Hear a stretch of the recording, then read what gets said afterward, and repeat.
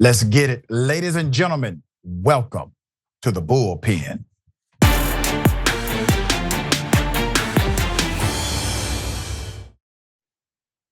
Hell of a thing, stolen money in a congressional race and a whole lot of it. To talk about it, we have Alexandria Jacobson, investigative reporter, Raw Story.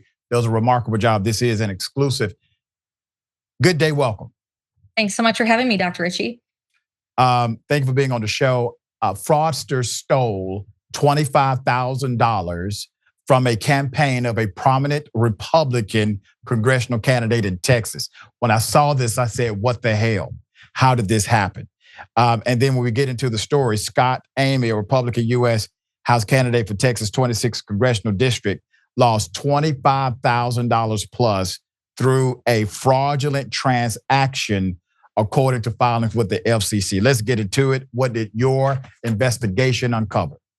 Absolutely. So this happens surprisingly more often than you think. For the past couple of years at Raw Story, we've been covering all sorts of fraudsters attacking political campaigns and committees. So Scott Army is just the latest that we found. Again, a congressional candidate in Texas, and his campaign didn't respond to us, but from what we were able to tell through our previous reporting on this is there was a fraudulent transaction. So it seems most likely that a fraudster essentially sent a fake campaign invoice to his campaign. So it's likely that his campaign paid that mistakenly and ran off with $25,000, which is, of course, a very significant figure. When we looked at his campaign finance records, he had under $100,000 in the bank. So that's nearly a quarter of the money. All right, so let me say this. Scott Army is not a newbie, okay? So he's not a newbie. He's a former judge and commissioner, Denton County, Texas, all right? Just north of Dallas, is running for another seat. The seat was held by his father, by the way, former Representative Dick Army, Republican out of Texas from 1985 until 2003. So you have an individual who is well acclimated to the political landscape, who has already been in public service before, prior, naturally understands how cause and effect works as it relates to paying for things in a campaign and filing disclosures. My question becomes, how do you miss something like this? Is this a staffer issue? Is this a training issue inside of the campaign? How does something like this happen? And to the tune of $25,000, when it's damn near 1/4 of your entire budget, somebody needs to double check the invoice. Oftentimes it is a staffer issue. So when we've done these investigations, we found that we'll then see turnover in staff where they say, wow, people weren't paying attention to this like they should. And actually Scott Army has ran for this exact seat once before, back in 2002 when his father was retiring. So it's not his first time running for office, as you said. And oftentimes, yeah, these tend to be kind of staff clerical type errors that just aren't getting the attention that they should be. Does it, at some point, does it become the responsibility of the campaign to engage in due diligence before paying these things? Because let's just say if the campaign would have spent $25,000 plus on something frivolous and not campaign related, all of a sudden you have a federal charge. You have an investigation and possibly a federal charge. But if they spend the money recklessly on an invoice that doesn't exist, then it's a big nothing burger. So explain this to me. Yeah, no, this is a big deal because, like you said, $25,000, that is donor money that is not being spent as it should be. So, yeah, most likely in a case like this, the real company, it was a political media firm. They come back and say, hey, we're ready for a bill, and they say we already paid. But it just went off to scammers. So This definitely falls back on the committee, but also certainly at a higher level too. The Federal Election Commission is paying attention to these types of frauds, and it really just requires prosecution, I would say, at a higher level to deter these fraudsters from going after campaign committees. Can you give us an indication of how the fraud actually worked? Like, what did they do in order to disguise themselves as a credible political vendor in order to get the money? Yeah, so the vendor is SRCP Media that they said the invoice was from. It's a legitimate political media firm. So we actually saw this exact scam happen once before to a higher scale in Kansas. So Senator Jerry Moran, his campaign allegedly paid invoices to this media firm to the tune of $700,000. So we're talking even Yes, this was at the end of 2022. Yes. So what likely happens is that they send an invoice saying it's from this legitimate company, but then they change the routing number or the address to go to the scammers instead. And by the time someone figures it out, it's too late, and the scammers have run off with the money.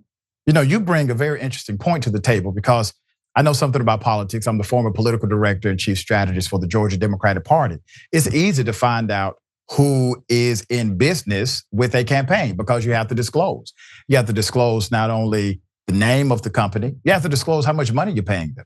And so if you know that a particular company is, routinely giving $700,000 or $500,000, and you send an invoice with that company's name, but you just change out the routing number for payment, it's a pretty simple scheme to pull off with a whole lot of money at the end of that. Yeah. And this political firm typically works with Republicans. And we saw Senator Moran was a Republican, Scott Armey's a Republican. So scammers are smart and crafty, and they pay attention to these types of things and decide that's how they're likely to find their targets. Do you think that there's any leverage the FCC can utilize in order to prosecute these individuals who have done this?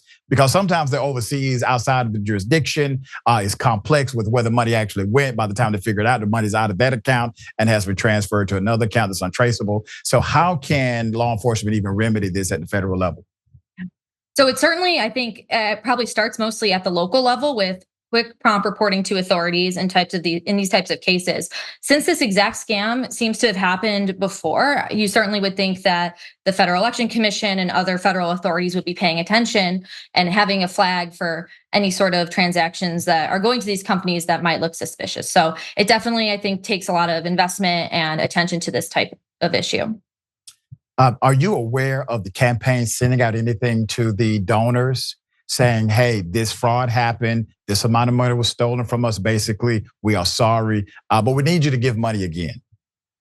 We didn't end up seeing anything like that. Unfortunately, the campaign didn't get back to us. Scott Armey ended up losing in the race. The primary happened on March 5th. So he was second, but it was a distant second to Brandon Gill. So, but nothing, as far as we've seen, any sort of upfront transparency about what happened.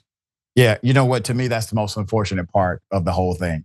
That is not just the campaign's money, it's good faith people saying we believe in your policies, and so we're going to give you money out of our earnings.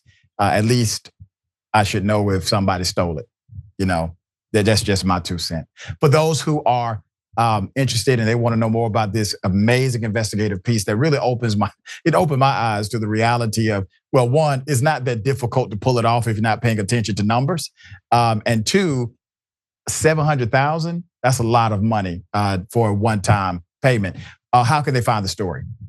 Absolutely. They can go to rawstory.com and find the investigation there. And I actually have a big investigation coming out tomorrow related to this, involving the Postal Service, and mail fraud is often a big part of this scam as well. So just check out rawstory.com. Wow, looking forward to it. Thank you for all of your investigative prowess.